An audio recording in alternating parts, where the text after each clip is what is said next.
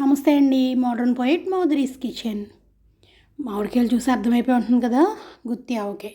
ఇలా గుత్తి గుత్తిగా కాసే చిన్న చిన్న మామిడికాయలతో గుత్తి ఆవకాయ చాలా చాలా స్పెషల్. పూర్వం నుంచి కూడా పెట్టుకునే ఆవకాయ అన్నమాట.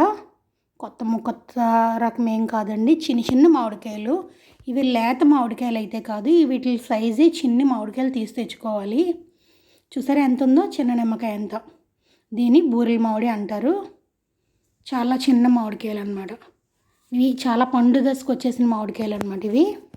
వీటితో గుత్తి ఆవకాయ చూసారా, ఇలా శుభ్రంగా కడిగి పక్కన పెట్టుకున్న కాయలకి ఇలా ఒక 7-8 ఘాట్లు తొడిమి భాగంలోని చివరి భాగంలో కట్ అవ్వకుండా ఇలా ఘాట్లు పెట్టుకోవాలి. మొత్తం మనం ఎన్ని కాయలు అయితే తీసుకుంటున్నామో అన్ని కాయలకి ఇలా ఘాట్లు పెట్టుకోవాలి. నేను ఇక్కడ చిన్న సైజు కాయలు ఒక 10 తీసుకుంటున్నాను. ఇలా మొత్తం అన్నిటికి ఇలా ఘాట్లు పక్కన పెట్టేసుకుని చూసారా ఎంత చిన్న కాయలో గుత్తి మామిడికాయ.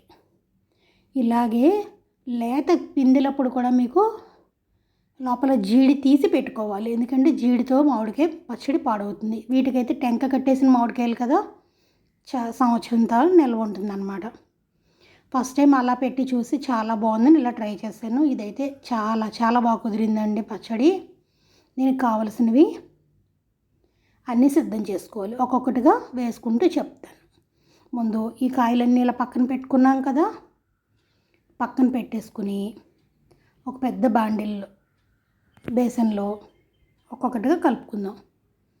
ముందుగా వెల్లుల్లి శుభ్రంగా పొట్టు తీసి పక్కన పెట్టుకోండి. ఒక పెద్ద బేసన్లో ఆవపిండి మనం తీసుకున్న కాయలకి ఒక పెద్ద గ్లాస్ సరిపోతుందండి. అంటే సుమారుగా 200 గ్రాములు అలా పడుతుంది అన్నమాట. కొలతకి తూకంకి తేడా ఉంటుంది, గమనించుకోండి. మీరు ఎప్పుడైనా వెయిట్ మెజర్ చేసినప్పుడు ఎక్కువ తూగుతుంది అన్నమాట. కొలిసింది కారము ఆవపిండి ఈక్వల్ క్వాంటిటీ ఉండాలి. ఉప్పు అందులో సగం ఉండాలన్నమాట. ఉప్పు సగం వేసుకోవాలి. ఆవపిండి 200 గ్రాములు, కారం 200 గ్రాములు, ఉప్పు 150 గ్రామ్స్ నుంచి కొంచెం తగ్గించే వేసుకోండి. కొద్దిగా పసుపు ఇవన్నీ వేసి శుభ్రంగా కలుపుకోవాలి. ఎక్కడ మధ్యలో ఉండలవి లేకుండా కొద్దిగా మెంతులు, జీలకర్ర కూడా పచ్చివే వేసేసుకోండి, వేయించాల్సిన అవసరం లేదు. ఇది పాత తరం రెసిపీ అన్నమాట. సేమ్ మనం పులావ్కి ఎలా పెట్టుకుంటామో అదే కొలతలండి. కాకపోతే కాయ అన్నది దీనికి కట్ చేసే విధానము కాస్త తేడా అనమాట. ఇలా మొత్తాన్ని కలిపేసుకున్నది మనం ఏ జాడీలో అయితే పెట్టుకోదలుచుకుంటున్నామో దాంట్లో అడుగున ఒక 2 గరిటెలు వేసుకోవాలి. ఎందుకంటే ఊట ఊరేటప్పుడు అడుగుకి నీరు వెళ్తుంది అనమాట. ఆ నీరు ఎప్పుడైతే వెళ్ళిందో ఈ పిండి అంతా కూడా తడుస్తుంది. మనం మొత్తం తీసుకున్న నూనెలో 250 ml ఆయిల్ పడుతుందండి. సగం నూనె ఇలా ఈ ఉప్పు కారం కలిపిన ఆవపిండి మిశ్రమంలో కలుపుకోవాలి. మనం గుత్తి వంకాయకి ఎలా అయితే మసాలా కూరతామో అలాగే దీన్ని కూడా నూనెలో కాస్త మసాలా ముద్దలాగా కలుపుకోవాలి. ఇప్పుడు మొదలవుతుంది అన్నమాట. కొంచెం ఒక పావు గంట మనకి దీని కాయలతో కుస్తీ పట్టాలి. ఇలా బాగా కలుపుకొని ఒక్కొక్క మామిడికాయని ఇందులో వేసుకుంటూ వాటికి మనం ఘాట్లు పెట్టుకున్నాం కదా, ఘాట్లలోకి ఆవపిండి అంతా కూడా ఇంకేలాగా మనం మద్దించుకోవాలి. ఒక్కొక్క దాన్ని ఇలా రబ్ చేసుకుంటూ పెట్టుకోవాలి. ఇది మనకి ఒక పావు గంట నుంచి 20 నిమిషాలు టైం పడుతుందండి. అంటే ఒక్కొక్క కాయకి కాదు సుమి, ఒక్కొక్కటిగా అలా మద్దించుకుంటూ లోపలికి ఇంకే వరకు పెట్టుకోవాలన్నమాట. ఆవకాయ మొత్తంలో ఈ ప్రాసెస్సే కొంచెం కష్టమే ఉందిలేండి. సంవత్సరం అంతా ఇష్టంగా తినేటప్పుడు పావు గంట 20 నిమిషాలు కష్టపడడం తప్పేం కాదు. ఇలా ఒక్కొక్కటిగా దొర్లించుకుంటూ మొత్తం కాయలన్నిటికీ ఆవపిండి ఇంకే పట్టేటట్టుగా పెట్టుకోవాలి. అంతేనండి, సగం ఆవకాయ అయిపోయింది. దీనికి మనం ఎండబెట్టాల్సిన అవసరం లేదు. పైగా పనిలో ముక్కలు కూడా కోయాల్సిన అవసరం లేదు. మొక్కలు కోసే వాళ్ళని వెతుక్కోక్కర్లేదు. ఇది చాలా చాలా బాగుంటుంది. ఫస్ట్ టైం చూసేవాళ్ళు ఎవరైనా తప్పకుండా ట్రై చేయండి. మీకు లాస్ట్ ఇయర్ పెట్టింది మధ్యలోంచి లేతకాయలు తీసుకుని జీడి తీసి పెట్టానండి. అది కూడా చాలా చాలా బాగుంది. ఇది నేను కూడా ఫస్ట్ టైమే పెడుతున్నాను, ఎందుకంటే నాకు ఈ కాయలు మా వదినాల తోటలో అవి తీసుకొచ్చారనమాట. కాయలు చూడగానే అసలు ఆగలేకపోయాను, పెట్టేయాలి, మామిడికాయ పెట్టేయాలి, పచ్చడి పెట్టేయాలని. అంత బుజ్జి బుజ్జిగా బాగున్నాయి కాయలు. మీకు ఎప్పుడైనా ఇలా గుత్తి మామిడికాయలు, చిన్న చిన్న మామిడికాయలు ముద్ర దొరికితే తప్పకుండా ఇలా ట్రై చేయండి. ఇలా వేసాం కదా అడుగున, ఇలా కొద్ది కొద్దిగా మనం మామిడి పళ్ళు ముగ్గేసుకుంటాం కదా, పైనకి కొన్ని వేసి పైన మధ్యలో గడ్డి వేస్తాం.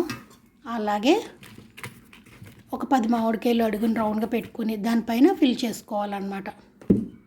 పిల్లర్ లాగా స్టెప్ బై స్టెప్ కొద్ది కొద్దిగా, కొద్ది ముక్కలు కొద్దిగా పిండి అన్నట్టు ఇలా సర్దుకోవటం వల్ల ఏమవుతుందంటే మనకి రసం ఊరింది అన్నిటికీ బాగా పీల్చుకున్నట్టు పడుతుంది. ఇలా మొత్తం సెట్ చేసుకోవాలి.